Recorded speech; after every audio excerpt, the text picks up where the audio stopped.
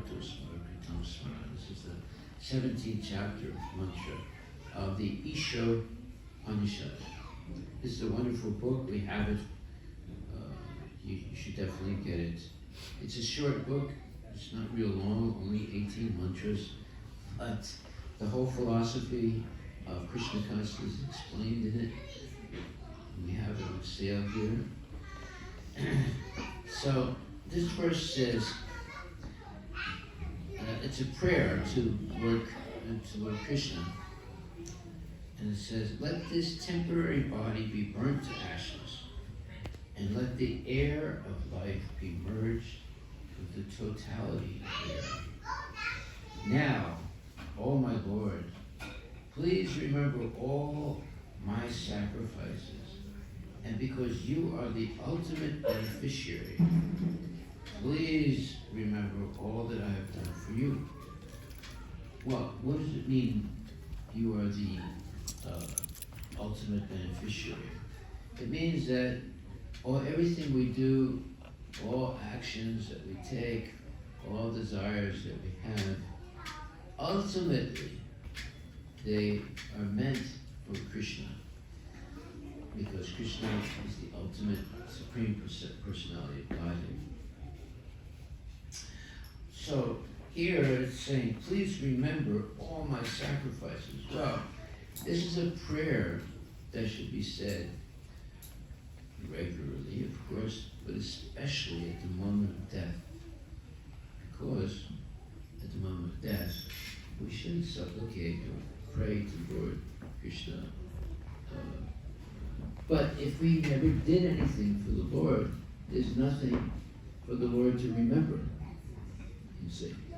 Because it says here that please remember all my sacrifices. If you haven't done anything, you haven't sacrificed in your life for the Lord. Now, what do you mean by sacrifice, or what is meant by sacrifice? Well, simply chanting the Hare Krishna Maha Mantra is the ultimate sacrifice in Kali Yuga. Hare Krishna, Hare Krishna, Krishna Krishna, Hare Hare, Hare Rama, Rama Rama, Hare Hare. You are supplicating first Srimati Radharani by saying Hare, and she's most merciful. And she's very beautiful. You can see her here right now. It's extremely beautiful. And her hand is held like this, offering her blessings.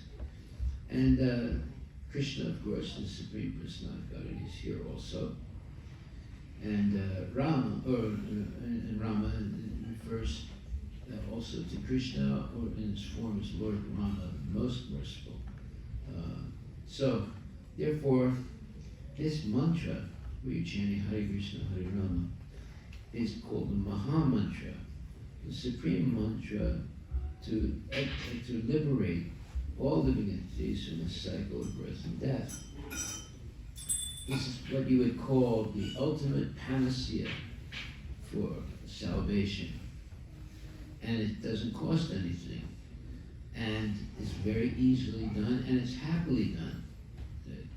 So when you chant Hare Krishna, you actually become happy. You become peaceful. And why? Because Krishna takes an interest in you, because you're chanting his name. Just like if you find out that there's a person that's talking about you very nicely and is saying, very using choice words, glorifying your good qualities, you would like to know who that person is. But the ultimate person that is, let's say, giving us everything necessary to have a peaceful life and going back to Godhead, going back to the spiritual world where we came from.